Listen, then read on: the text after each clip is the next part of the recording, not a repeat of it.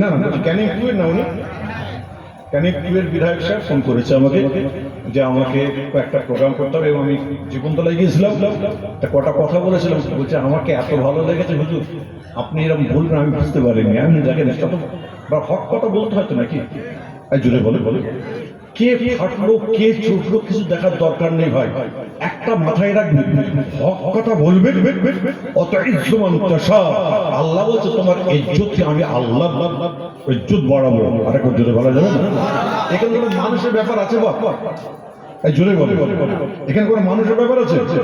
আজকেই আমি গাড়িতে আসার সময় শুনছিলাম, আচ্ছা আমি অল ইন্ডিয়া সুন্নতুল জামাত, এই যে আমি এখানে বা কাইম সাহেব, মতিন সাহেব, রজব আলী সাহেব, এই যে আমি আহলে অল ইন্ডিয়া সুন্নতুল জামাতেরকে আমাকে ভালো লেগেছে, এবং কওমের জন্য জাতির জন্য আমরা ফিতনা, আমরা ঝগড়া, আমরা কাটাকাটি ফিতনা আমরা রাখবো না।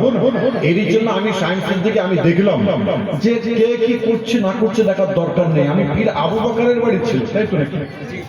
আওয়াজ দেবো মুজাদ্দেদে জামান দাদা হুজুর ছিল বাড়ির সন্তান। আচ্ছা আমি কোনটা খারাপ কোনটা ভালো সেটা তো আল্লাহ পাক আমার বিবেক দিয়েছে নাকি? একটু আওয়াজ দিয়ে বলবেন।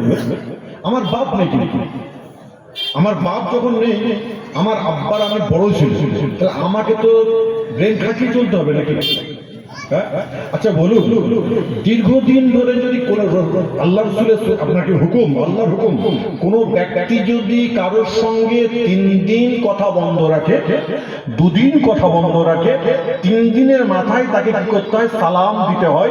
সালাম দেশে ছোট হোক আর বড় হোক, ভাই ভালো আছেন, এইটা যদি তার সঙ্গে রিলেশন যদি সম্পর্ক